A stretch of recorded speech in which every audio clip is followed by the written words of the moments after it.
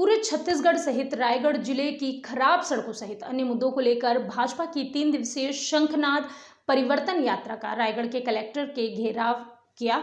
इस दौरान कलेक्टर के घेराव के दौरान भाजपाइयों ने जमकर हंगामा किया और अंदर प्रवेश करने की भी कोशिश की।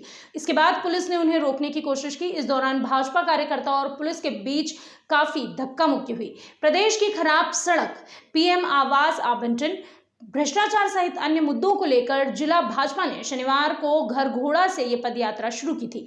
प्रदेश यात्रा में प्रदेश भाजपा अध्यक्ष अरुण साव, पूर्व नेता प्रतिपक्ष धर्मलाल कौशिक, सांसद गोमती साय, गुरुपाल भल्ला, पूर्व विधायक विजय अग्रवाल सहित प्रदेश स्तरीय अन्य पदाधिकारी शामिल हुए। सुबह उर्दना के साईं मंदिर में पूजा अर्चना कर अंतिम दिन की पदयात्रा की शुरुआत हुई।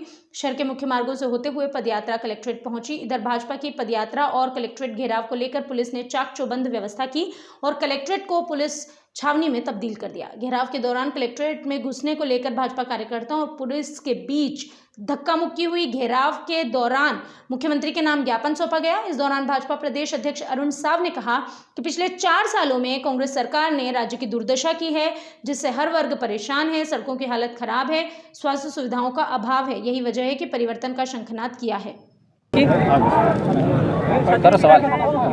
भैया, सड़क से सत्ता तक पहुंचने की कायवाद तो नहीं है। देखिए, हम विपक्ष में हैं और लगातार जनता के मुद्दों को लेकर हम मुखरता से उठाते रहे हैं। किसानों के मुद्दे हो, नौजवानों के मुद्दे हो, गरीबों के मुद्दे हो, विकास के मुद्दे हो, हम लगातार उठाते रहे हैं। और आज जिस प्रकार से सड़कों की बदहाल स्थिति है, सरकार गड्ढे पाट नहीं पा रही है और इसलिए ये शंखनाद रैली निकालकर, पद यात्रा निकालकर आज हमने नगाड़ा बजाया, गिरफ्तारी दी, कलेक्ट्रेट का घेराव किया और इस सरकार को जगाने का प्रयास कर रहे हैं कि ये सरकार जागे, जनता के प्रति अपनी जवाबदेही को निभाए और खराब सड़कों को दुरुस्त करने का काम करे।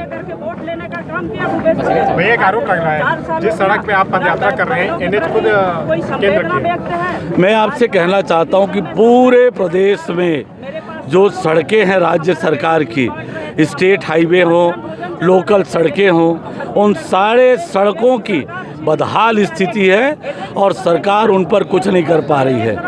और ये तो बड़ा दुर्भाग्यपूर्ण है। राज्य के एक मंत्री बोलते हैं कि गड्ढे होने पर एक्सीडेंट कम होता है, तो ये सरकार के मंत्रियों के इस प्रकार गैर जिम्मेदाराना बयान ये बताता है कि सरकार जनता के प्रति अपनी जवाबदेही निभाने में पूरी तरह से नाकाम है, फेल है। सड़क से शुरू हो गई है सत्ता की लड़ाई। देखिए, हम तो लगातार कार्यक्रमों के माध्यम से जनता के बीच में रहते हैं और चुनाव के लिए भारतीय जनता पार्टी हमेशा तैयार रहती है। हम आज भी चुनाव के लिए तैयार हैं।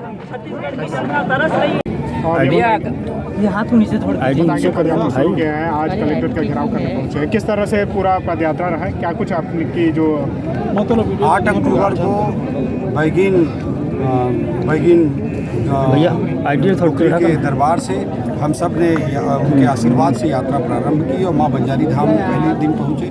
दूसरे दिन माँ बंजारी के दरबार से साईं मंदिर उर्दना तक और आज तीसरे दिन 10 अक्टूबर को कलेक्ट्रेट का हम घेराव कर रहे हैं। और इस तरह की इस पदयात्रा के माध्यम से शंखनाद किया गया है, नगाड़ा बजाया गया है। जैसे महाभारत में धर्म और अधर्म के बीच का युद्ध जब प्रारंभ हुआ तो शंखनाद के माध्यम से प्रारंभ किया गया था, वैसी इस लड़ाई का शंखनाद के माध्यम से हमने प्रारंभ किया है। और 2023 में इस आतताई सरकार को, रोड को खराब करने वाली, भ्रष्टाचार का जाल बिछाने वाली, माफिया राज चलाने वाली सरकार को उखाड़ कर फेंकेंगे और 2023 को कांग्रेस मुख्यमंत्री मुक्त भारत बनाने का हमारा प्रयास में हम सफल हैं। सड़क से सत्ता तक पहुंचने की कायवाद तो नहीं है। देखिए, हम छत्तीसगढ़ के जनता जनार्दन ने हमको विपक्ष की जिम्मेदारी दी है। हम अपना विपक्ष धर्म निभाते हुए इस सड़क की लड़ाई को लड़ रहे हैं और ये लड़ाई हम लड़ते रहेंगे क्योंकि जनता जनार्दन ने हमको ये दायित्व दिया है, हम उसमें कभी भी पीछे नहीं। यह जनता का समर्थन आपको कितना मिला? पीएम आवास, सड़क, इस मुद्दे पे आप लोग निकले हैं, कितना समर्थन मिला आप लोगों को? आपने देखा होगा कि बैगिन डोकरी के दरबार से जब हमने चालू किया,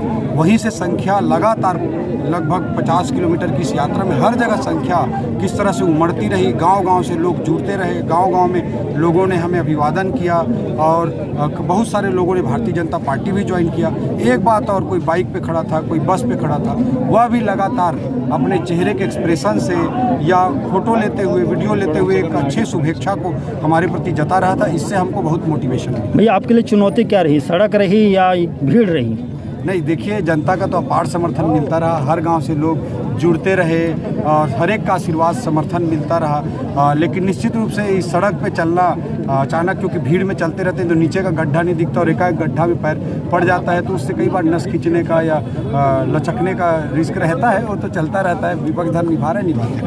भैया तमाम सुख सुविधाओं के दौर में रहे, अब IAS रहे, कितना चैलेंजिंग रहा ये पदयात्रा, क्योंकि शंखनाद शुरुआत आपने ही की? मैं कलेक्टर बनने से पहले 18 साल तक गांव की ऐसी ही ज़िंदगी जिया हूं, तो मेरे लिए बहुत विशेष बात नहीं है। मेरी ज़िंदगी में 13 साल का IAS पीरियड थोड़ा अलग था, लेकिन मैं गांव के संघर्षों से बहुत दूर नहीं हूं। थोड़ा चैलेंजिंग जरूर होता है 13 साल बाद फिर तरह से गांव में धूप में खेत में उतरना, बट मैं इस लाइफ को भी इंजॉय करता हूं। और देख रहे होंगे आप, पिछले 1 साल से मैं खेती भी कर रहा हूं और गर्मी के महीने में केला हुआ है, तो वही आज शायद अपने हमें मजबूत बनाने में काम आ रहा है। अंतिम सवाल क्या, लड़ाई के आज जो यात्रा प्रारंभ की गई थी 8 तारीख को, आज यहाँ समापन हुआ।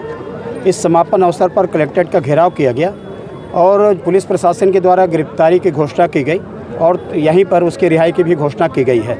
मैं समझता हूँ भारतीय जनता पार्टी की एक जीत है कि कलेक्टर ने कल नोटिस जारी किया है ठेकेदार को, अधिकारी को। मैं समझता हूँ ये नोटिस जारी करने से काम नहीं चलेगा। जिस प्रकार से पूरे प्रदेश में सड़कों को लेकर के अराजकता की स्थिति निर्मित हो गई है, ये सरकार पूर्ण रूप से फेल है। और भूपेश बघेल जी, मुझे लगता है कि अब छटपटाते हुए नींद से जागा है, लेकिन उसके पास में हाथ मलने के सिवाय कुछ बचेगा नहीं। सड़क से सत्ता तक पहुंचने की राह आसान बनाने की सड़क से सत्ता तक पहुंचने की राह की बात नहीं है।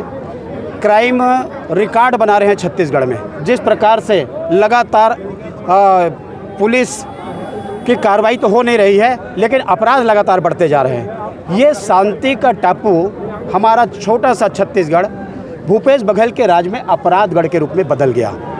सट्टा, जुआ, शराबखोरी, चरस, आखिर किसके संरक्षण में? ये जितने भी भू माफिया हैं सरकार के संरक्षण में, सैंड माफिया, लैंड माफिया, भू माफिया, आवास माफिया, शराब माफिया, ये सभी प्रकार के माफिया इस राज्य में फूल फल रहे हैं और कमोबेश पूरा प्रदेश में यही स्थिति है।